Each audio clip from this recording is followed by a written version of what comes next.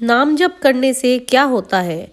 तो इसके लिए आइए सुनते हैं एक छोटी सी कहानी।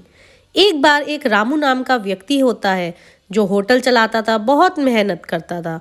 उसके घर में उसके बीवी बच्चे व बूढ़ा पिता रहता था। उसके पिता रोज सुबह 4 बजे उठ के भगवान के राम की माला जपते थे। एक दिन उसका बेटा परेशान होकर कहता है, पिताजी आप तो रोज सुबह सुबह जल्दी उठ जाते हो क्योंकि आप तो पूरा दिन खाली हो, लेकिन हमें तो दिन भर काम करना होता है। हमें तो सोने दिया करो। क्या सुबह सुबह राम राम राम राम करते रहते हो? क्या होता है राम राम करने से?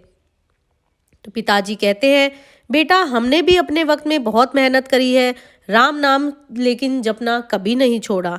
आजकल की पीढ़ी को ना जाने क्या हो गया है, भगवान को भूल ही गई है। नाम जाप में बहुत ताकत होती है।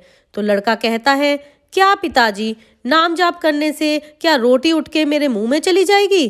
तो पिताजी कहते हैं, नहीं बेटा, उठ के तो रोटी तेरे मुंह में नहीं जाएगी, लेकिन रोटी प्रदान करने वाला और उसको खाने की परिस्थिति देने वाला तो ईश्वर ही है। तो बेटा कहता है, ठीक है पिताजी, चलो एक शर्त लगाते हैं। आज मैं व्रत रखता हूँ। अगर ऐसा है तो आज मैं देखता हूँ कि मेरी मर्जी के बिना कैसे मैं कुछ खाता हूँ, लेकिन अगर मैं जीत गया तो आप प्लीज सुबह 4 बजे हमारी नींद खराब नहीं करोगे। पिताजी कहते हैं, ठीक है बेटा। बेटा कहता है, ठीक है, आज मैं होटल नहीं जाऊंगा, घर ही रहूंगा, कहीं वहां जाके मुझे भूख ना लग जाए। जब वह घर रहता है तो उसके बच्चे के दोस्त घर पर खेलने आते हैं जो बहुत शरारती होते हैं। वो कहते हैं कि चल आज तेरे पापा को बेवकूफ़ बनाते हैं। तो वो जाता है और अंकल भूख लगी है, कुछ खाने को दो, ऐसा अंकल से कह के जिद करने लग जाता है। तो रामू को तरस आ जाता है। रामू कहता है कि चलो कोई बात नहीं, बच्चे को मैं खीर गरम करके दे देता हूँ। और बच्चा उस खीर को खाता है और बेहोश होके नीचे गिर जाता है। और लेकिन वो असली में बेहोश नहीं हुआ होता, वो तो सिर्फ नाटक कर रहा था।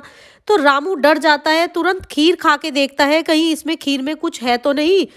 इतने में बच्चा उठता है और बोलता है, अंकल आपको अप्रैल फूल बनाया, बड़ा मजा आया।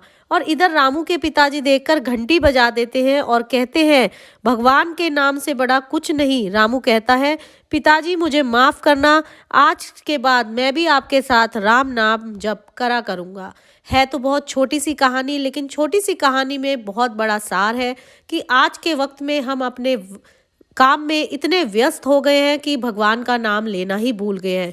लेकिन भगवान के नाम में ही वो ताकत है जो हमें उस काम को करने की ताकत देगा, हमें परेशानियों से उठने की ताकत देता है। जय श्री राम।